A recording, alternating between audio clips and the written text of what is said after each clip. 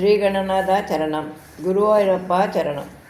லட்சுமியின் சுயவரமும் அமிர்தத்தின் தோற்றமும் படிக்க போகிறோம். கிருஷ்ண கிருஷ்ண. கரளம் தரளா நலம் புரஸ்தா ஜலதே ருத்விஜ கால கால கூடம் அமரஸ்துதி வாதமோத நிக்னோ கிரிதத்தனி பவத் பிரியார்த்தம். கொழுந்து விட்டெறியும் தீயோடு காலக்கூடம் என்ற நச்சு கடலில் நின்றது முதலில் தோன்றியது.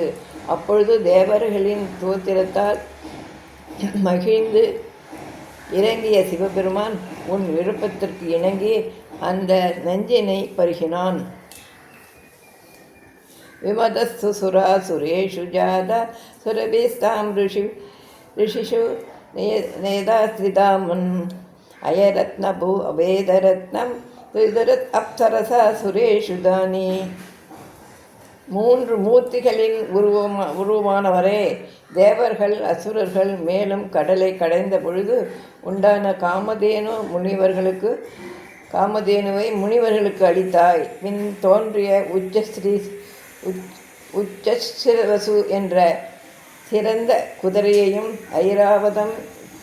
ஐராவதம் என்ற சிறந்த யானையையும் கற்பக மரத்தையும் அப்சர பெண்களையும் தேவர்களுக்கு கொடுக்கும்படி செய்தாய்.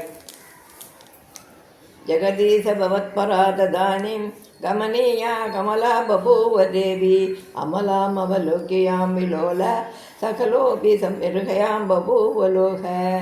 உலகின் தலைவனே, உன்னிடத்திலேயே அன்பினை கொண்டவளும் தங்கள் மனதை கவர்ந்தவளும் தூயவளுமான இலக்குமி தோன்றினாள்.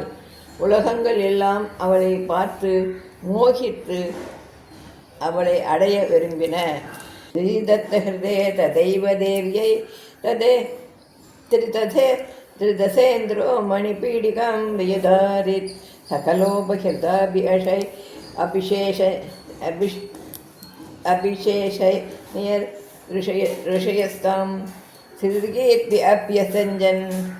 அப்பொழுது தேவர்களின் தலைவனான இந்திரன் உன்னிடத்திலேயே மனதை செலுத்தியவனாய் இலக்குமிக்கு பணியாளனாக இருக்கைக்கு அளித்தாய். அப்போது எல்லோரும் கொண்டு வந்த அபிஷேக பொருளினால் முனிவர்கள் வேத மந்திரங்கள் ஓதி அவளுக்கு அபிஷேகம் செய்தார்கள்.